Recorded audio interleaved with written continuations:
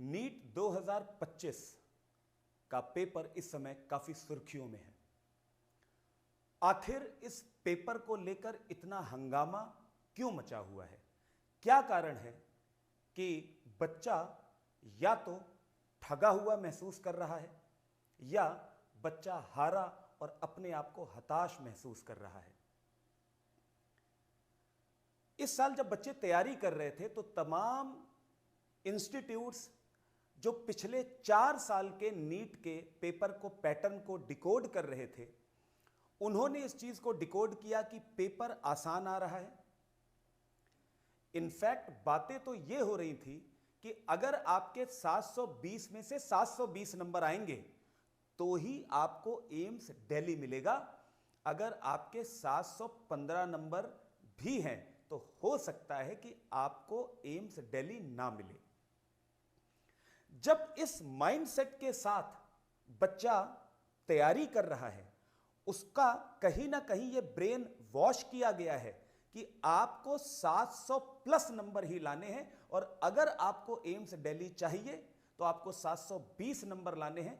Top colleges के लिए आपको 700 से ऊपर नंबर ही लाने हैं। इस तरह से बच्चे का जब ब्रेन वॉश किया गया, उसको पूरे साल भर इस तरीके की ही टेस्ट सीरीज करवाई गई, उसको इस तरीके के ही पेपर दिए गए कि बच्चे और पेरेंट दोनों लोगों ने समझा कि नंबर तो बच्चे के इतने ही आने चाहिए और नंबर कहीं ना कहीं बच्चे के इतने ही आ रहे हैं। बच्चा भी देख रहा था कि वो जिस इंस्टीट्यूट में टेस्ट सीरीज उसने ली है वहां पर उसके 600 नंबर से ज्यादा, 630 नंबर से ज्यादा, 650 नंबर से ज्यादा या 700 नंबर या 720 में से 720 नंबर आ रहे हैं। और जब नीट 2025 का पेपर हुआ और अब जब आंसर की से बच्चे नंबर जोड़ रहे हैं और पेरेंट्स भी नंबर अपने बच्चों के देख रहे हैं, तो उन्हें लग रहा है कि कोचिंग में तो नंबर कुछ और आते थे, पर यहां पर नंबर जो बच्चों के आ रहे हैं उनमें 200, 250, 300 नंबर का डिफरेंस दिख रहा है। यह है बच्चों के परेशान होने की असली वजह, पेरेंट्स के परेशान होने की असली वजह। अगर किसी बच्चे के मार्क्स कोचिंग में ही 600, 620, 630 नंबर आ रहे होते, 550 नंबर आ रहे होते, 570 नंबर आ रहे होते और यहां पर अगर नीट में 570 नंबर वालों के अगर 520 नंबर आ जाते तो उसे वो इतना हारा हुआ महसूस नहीं करता। अगर उसके 620 नंबर कोचिंग में आ रहे होते तो वो यहां पर 520 नंबर लेकर, 530 नंबर लेकर या 560 नंबर लेकर हारा हुआ महसूस नहीं करता।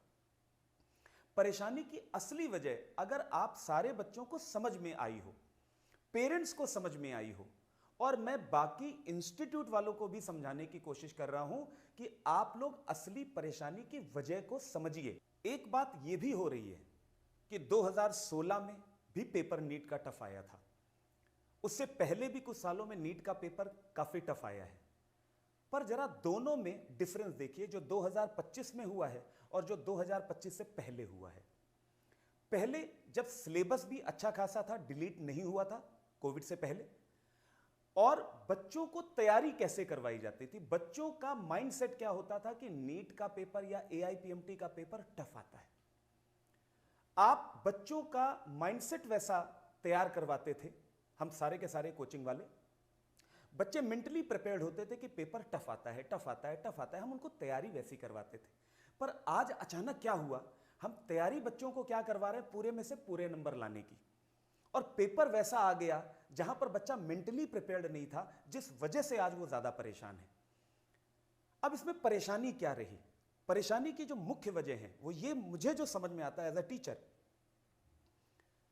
जब हम भी अपने इंस्टीट्यूट में पेपर ले रहे थे, बच्चों की टेस्ट सीरीज करवा रहे थे, तो मेरे को इस बात को कहने में कोई हर्ज नहीं है। हमारे यहां बच्चे जो हैं वो 630 नंबर, 640 नंबर, 660 नंबर, कोई 700 में से नहीं जाता था। रीजन है कि हम पेपर ही ऐसा नहीं बनाते थे, हमने कोई ऐसा पेपर नहीं बनाया। पर हमने बच्चों से ये सुना, हमारे ही बच्चे ये कह रहे हैं कि सर जो नीट ओरिएंटेड पेपर है ना, वो आप लोग नहीं बना रहे हो। अब उसमें कर क्या सकते हैं? यही सेम चीज बाकी और कई कोचिंग के साथ हुई। इनफैक्ट मैंने एक वीडियो देखा एनवी सर का, जिन्होंने ये चीज एक्सेप्ट करी कि सर हम तो बच्चों ऐसा पेपर करवा ही नहीं रहते। उसका रीजन क्या था? कुछ नए कोचिंग इंस्टीट्यूट आए देश में, उन्होंने एक नई तरीके की वेव बनाई कि कैसा पेपर होता है, 30 सेकंड में तैयारी कर लो, दिन में 2 घंटे पढ़कर भी तैयारी कर लो। हमने पेपर लीक करवा दिया है, ऐसे गेस्ट पेपर बनाए हैं कि आपका सिलेक्शन हो जाएगा, हमारी टेस्ट सीरीज कर लो तो सिलेक्शन हो जाएगा। और उस वजह से उसका इंपैक्ट कहीं ना कहीं पड़ा। इस बात को मुझे एक्सेप्ट करने में कोई परहेज नहीं है। और तमाम इंस्टीट्यूट पर भी मुझे लग रहा है कि इस तरीके का प्रेशर आया और उन्होंने इस बात को जरूरी नहीं समझा, क्योंकि वो शायद कंपटीशन उनको लगने लगा और उन्होंने भी सेम पैटर्न के पेपर, क्योंकि वहां आसान आसान क्वेश्चन बन रहे हैं, बच्चों के नंबर ज्यादा आ रहे हैं, और इंस्टीट्यूट ने भी वैसे पेपर बनाने शुरू कर दिए कि भाई पेपर तो आसान बनाना है क्योंकि बच्चे फला कोचिंग से कंपैरिजन कर रहे हैं। हमारे भी बच्चों ने हमें कहकर किसी और इंस्टीट्यूट का पेपर दिया और वहां पर उनके 720 में से 720 नंबर आए, 700 प्लस नंबर आ रहे हैं। 670 नंबर से कम तो कुछ ऐसे बच्चे हैं जिनके कभी आए ही नहीं। पर आज जैसा मैंने पहले भी बोला, वो डिफरेंस 200, 250, 300 नंबर का है। नीट का पेपर होने के बाद लगभग 24 घंटे का जो हमने समय लिया, उस 24 घंटे में जो हमें पता चला, जम्मू में अभी तक एक भी बच्चा, मुझे ऐसा नहीं सुनने में आ रहा है कि जिसका स्कोर 600 प्लस भी जा रहा हो। ये कितना बड़ा क्वेश्चन मार्क है।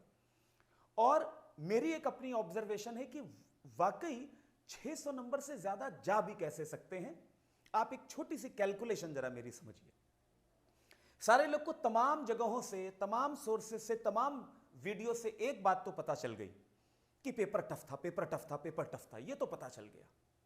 अगर पेपर टफ था तो जूलॉजी, बॉटनी और केमिस्ट्री और फिजिक्स का पेपर कैसा था सब आपको पता है। आप एक कैलकुलेशन जरा समझिए कि अगर किसी बच्चे ने जूलॉजी, बॉटनी में पूरा का पूरा पेपर अटेम्प्ट किया है तो उसे कितना समय लगा होगा।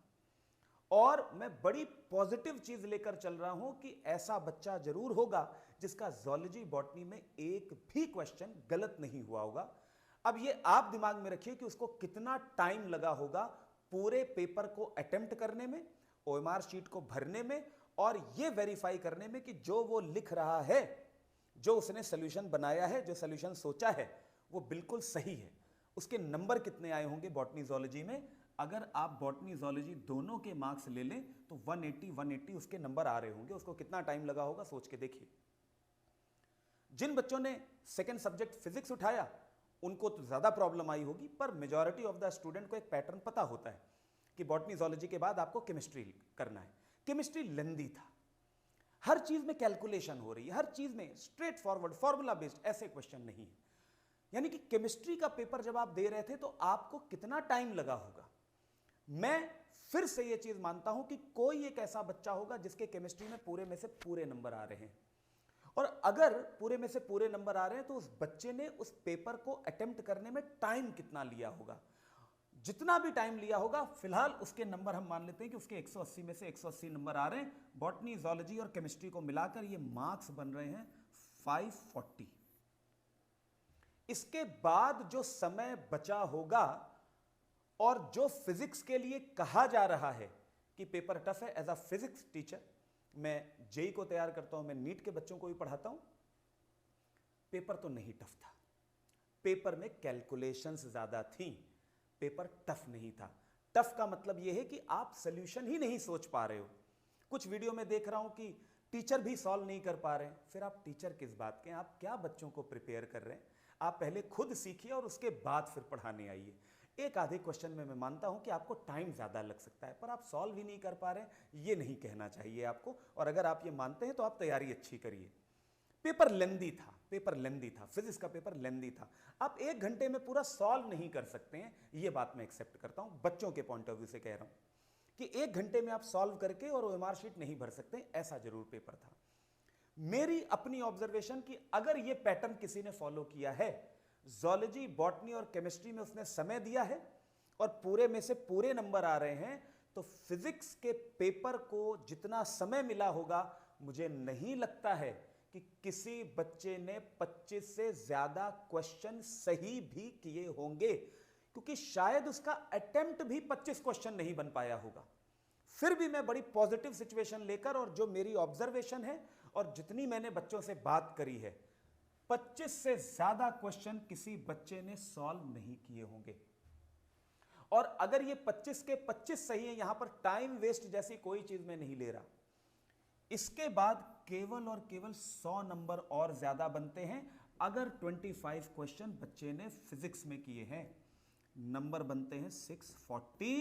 ये 640 तुर्रम खां बच्चे का स्कोर होगा।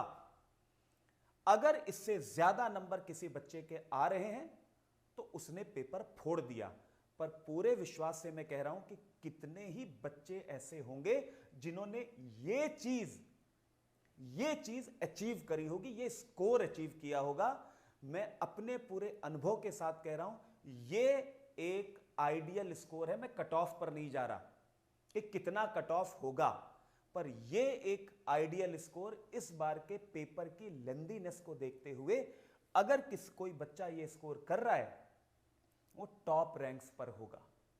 इसलिए आप बच्चे इस बात को समझिए, सारे बच्चे, आप परेशान मार्क्स को लेकर हो रहे हैं। आपको रैंक से कॉलेज मिलेगा या मार्क्स से कॉलेज मिलेगा, परेशान आप हैं, होता बनता है। तमाम लोग अब सिंपैथी के अलावा और नहीं कुछ कर सकते हैं, और जिन्होंने बच्चों का ब्रेन वॉश करके करवाया है, मैं उनके लिए तो बोलूंगा कि कृपया अब से ये काम बंद करें और बच्चों को पढ़ाना शुरू करें, अच्छे टीचर रिक्रूट करें। ये ऑनलाइन के चक्कर में बच्चों का ब्रेन वॉश बंद करें, और बच्चे भी इस चीज को फॉलो करना बंद करें। और एक चीज जो मेरे जैसे ही मैंने ये चीज सुनी, मैंने रिजल्ट देखा, मैंने एनालिसिस करी, मेरे मुंह से केवल एक ही बात निकली, अगर पढ़ोगे वहीं तो सिलेक्शन नहीं होगा कहीं। यह एक आइडियल स्कोर है। अगर कोई बच्चा इतना स्कोर ला रहा है, इस पैटर्न को फॉलो करते हुए, ऐसे बहुत कम बच्चे होंगे। इसके नीचे आप देख लो कि आपका स्कोर कितना कितना आ रहा है। कोचिंग में क्या स्कोर आता था वो आप भूल जाएं, जहां से भी आपने टेस्ट सीरीज ली थी, और वो केवल आपको खुश रखने के लिए जो टेस्ट सीरीज करवाई गई, आप उसको भूल जाइए। 640 नंबर एक ऐसा स्कोर है जो किसी धुरंधर स्टूडेंट के आए होंगे। इसी के आसपास मैं कुछ नंबर एक्सपेक्ट कर रहा हूं।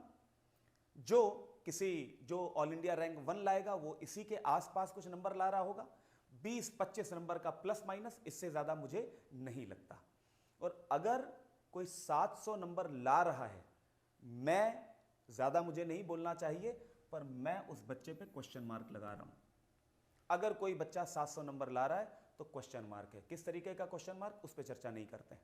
तो आप सारे बच्चों से रिक्वेस्ट यही है कि आप लोग परेशान ना हो, आप रिजल्ट का वेट करें कि रिजल्ट क्या आने वाला है। आप अपने मार्क्स को लेकर मत परेशान होइए, क्योंकि आपने सोचा था कि 720 में से 720 नंबर मिलेंगे। तमाम कोचिंग इंस्टीट्यूट ने बहुत प्रेशर फील किया, और उन्होंने उसी इंस्टीट्यूट को फॉलो करना शुरू कर दिया और पेपर को आसान बनाया। आपको उस तरीके से प्रिपेयर ही नहीं किया। तो आप रैंक को लेकर बस वेट करें कि आपकी रैंक क्या आ रही है। मार्क्स को लेकर मत परेशान करें, क्योंकि रिजल्ट अनप्रेडिक्टेबल है इस बार। जो मेरी ऑब्जर्वेशन है, रिजल्ट अनप्रेडिक्टेबल है। आप वेट करें, देखिए क्या होता है। लास्ट में मैं जो बच्चे नीट की तैयारी अभी कर रहे हैं, अगले साल पेपर देंगे या उसके अगले साल पेपर देंगे, जो बच्चे अभी 9th में हैं, 10th में हैं, लेकिन वो नीट की तैयारी करेंगे, मैं उन बच्चों के लिए एक रिक्वेस्ट करूंगा। ये जो अभी कोविड के बाद सिलेबस डिलीट हो गया, कोचिंग इंस्टीट्यूट ऐसे कुछ नए नए आ गए जो आसान पेपर है, आसान है। आप मेडिकल एंट्रेंस की तैयारी करने जा रहे हैं, आप डॉक्टर बनेंगे, आप एक कंपटीशन को फेस करने जा रहे हैं। आप खुद सोच के देखिए कि आपको किस तरीके से इस युद्ध के लिए तैयार होना चाहिए।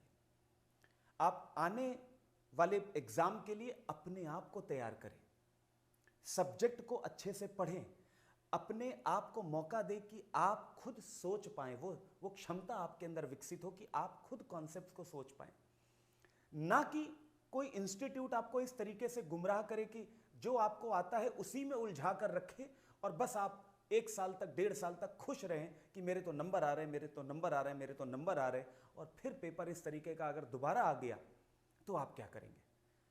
तो बात ये नहीं है कि पेपर दोबारा आएगा या क्या है, पर आप अपने आप को कंपटीशन के हिसाब से प्रिपेयर करें। आप एक अच्छे डॉक्टर बनने के लिए तैयारी कर रहे हैं, ना कि केवल एक पेपर को पास करने के लिए। नो डाउट रिजल्ट ओरिएंटेड पढ़ाई करनी चाहिए, पर आप अपने ऊपर काम करें।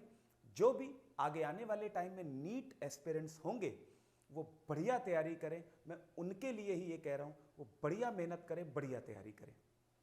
और जो बार बार, एक बार मैंने पहले बोला, मेरे जबान पे आ ही रहा है, मैं सारे बच्चों को बोलूंगा और अब ये मैं बोलूंगा ही बोलूंगा, अगर पढ़ोगे वही सिलेक्शन होगा, कहीं नहीं।